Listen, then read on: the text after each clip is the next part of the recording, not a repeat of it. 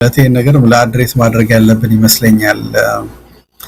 አንደኛው ምንድነው መሰለህ ታሪክን መረዳት ያስፈልጋል። ታሪክ በእኛ ሀገር ብቻ ሳይሆን የዓለምን ታሪክ በምናይበት ጊዜ የአንድ የፖለቲካ ጠላትነት ወይም ወዳጅነት አንዱ የጊዜ ጉዳይ ነው። ጊዜ ነው። እንደም ትዝ ይላል አንስቻለሁኝ የሁለተኛ ዓለም ጦርነትን ታሪክ በምናይበት ጊዜ ምዕራባውያን በተለይ እንግሊዝና አሜሪካ በተለይ እንግሊዞቹ የትልቁ የነሱ ጠላት አድርገው ያሰቡት ሶቪየት ህብረትን ነበር፣ ስታሊንን ነበር እና በተለይ ዊንስተን ቸርችል በቃ ለስታሊን ያለው ጥላቻ ለኮሙኒዝም ያለው ጥላቻ ይሄ ነው የሚባል አይደለም። ነገር ግን ሶቪየት ህብረት በተለይ በ1930ዎቹ ያደረጉት ኢንዱስትሪያላይዜሽን ነበረ፣ ራሳቸውን አሳድገዋል።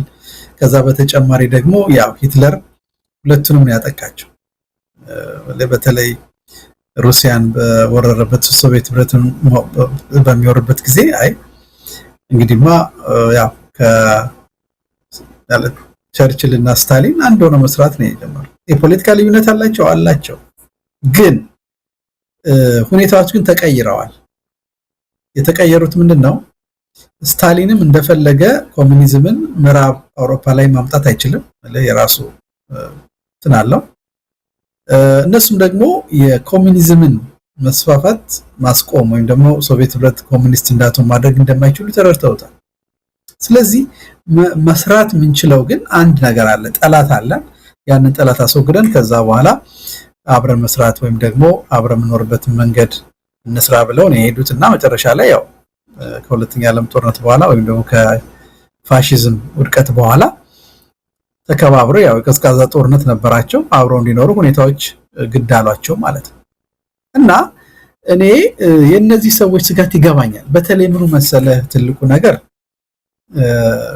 ያው በህዋት ዘመን የተደረገው ነገር በተለይ አሁን በዲያስፖራ ያለን ሰዎች ብዙዎቻችን በህዋት ምክንያት ተሰደን እንደወጣን የቀረ ነው።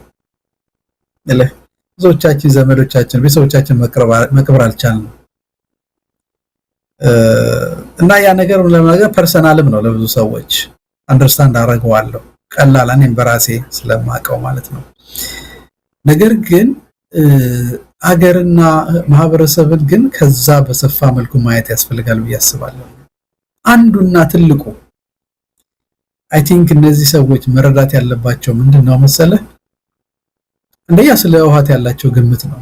ህወሓት በጊዜው በነበረው የፖለቲካ ሞኖፖሊ የመሳሪያም የወታደርም የፖለቲካም የሁሉም ነገር የበላይነት ስለነበረው የአማራን ህዝብም ሌላውን ኢትዮጵያዊም በቁጥጥር ስር አድርጎ ረጅም ጊዜ መግዛት ችሏል።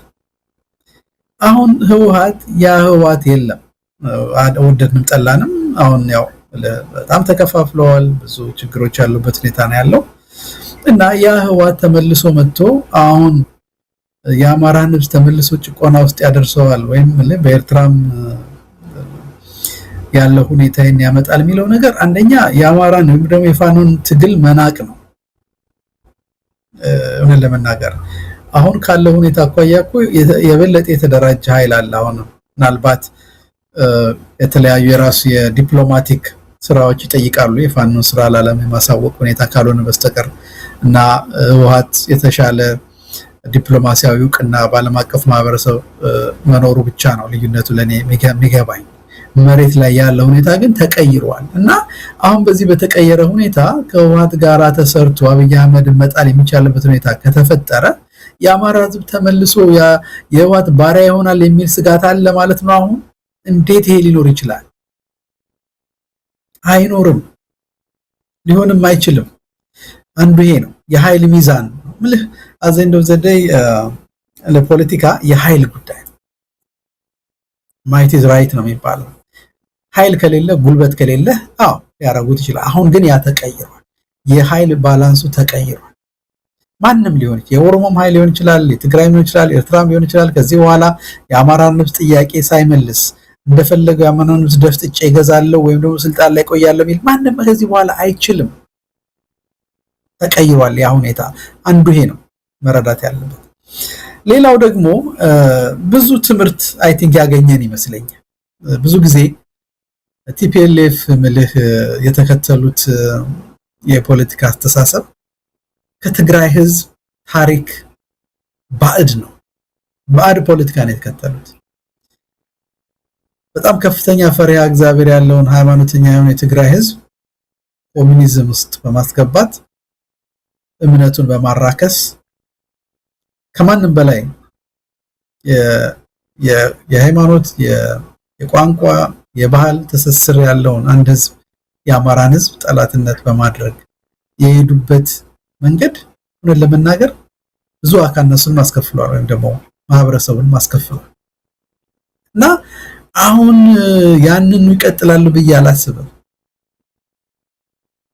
አይ ቲንክ ትምህርቶችን ወስደዋል ከዚህ በኋላ ያለዎቸውን የፖለቲካ ልዩነቶች በድርድር ለመፍታት ካልሆነ በስተቀር አሁንም ከአማራ ህዝብ ጋራ በጦርነት ውስጥ እየተጋባን እንኖራለን ካሉ ምንድነው የሚሆነው መሰለ ሁለቱ ማህበረሰብ በኦህዴድ ብልጽግና ለመጥፋት ራሱን ማዘጋጀት ነው የሚሆነው ኤርትራንም ጨምሮ ማለት ነውና እነዚህ ፖለቲካ ኃይሎች ትምህርት ወስደዋል ይሄንን ነገር ደግሞ በተግባር እንዲቀይሩት የተሻለ ሆነ ለመናገር እንዲያደርጉ እንፈልጋቸው ነገሮች አሉ እኔ ለመናገር አሁን ህዋት ለምሳሌ በዚህ በነበረው 30 አመት ነበረው ስልጣን ላይ የነበረው ሁኔታ በአማራ ህዝብ ለተፈጸመው ሁኔታ እውቅና ቢሰጥ በአማራ ህዝብ ላይ በደል ደርሷል ተሳስተን ነበር ቢል ይሄ የብዙዎችን ልብ የሚመልስ ነው ቢሆን ደስ ይለኛል ደግሞ አንድ ቀንም ይሆናል ብዬ አስባለሁኝና እንዲህ አይነት ነገሮች ለውጦች እንዳሉ ማሰብ መቻል አለብን እና ከአብይ አህመድ የከፋ ጠላት የለም ካለን አብይ አህመድን ለመጣል የሚያስችል ማንኛውንም ሁኔታ መደገፍ መቻል አለብን ያ ደግሞ እንደው ዝም ብሎ የጠላት ወዳጅ ነው በሚለው ፍልስፍና ሳይሆን መጪውም የፖለቲካ ለውጥ መሰረት የያዘ የማህበረሰቡን ጥያቄዎች የሚመልስ የህብረተሰቡን ስጋት የሚያስወግድ እንዲሆን ያስችለዋል እና እኔ አሁንም በሆነ ምን ለመናገር ምርጫ ያለን አይመስለኝም አብይ አህመድ ስልጣን ላይ ሊቀጥል የሚችለውና የኢትዮጵያ ግፍ ሊቀጥል የሚችለው በእነዚህ ኃይሎች መካከል ያለው ልዩነትና ጥላቻ እንዲቀጥል ከፈቀድ ነው